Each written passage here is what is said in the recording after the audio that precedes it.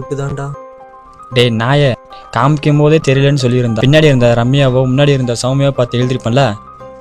டேய் பிள்ளைங்க 12th முடிச்சதும் பெற்றவங்க கஷ்டப்பட்டு கடனை வாங்கி பிள்ளைங்க நல்ல இன்ஜினியரிங் காலேஜில் சேர்க்கணும். வந்தாங்க 1008 கொஷின். பையன் எந்த ஸ்கூலில் படித்தான், எவ்வளோ என்னடா படிக்கிற பணிக்கெலாம் எதுக்குடா ஜாதி கேட்குறீங்க?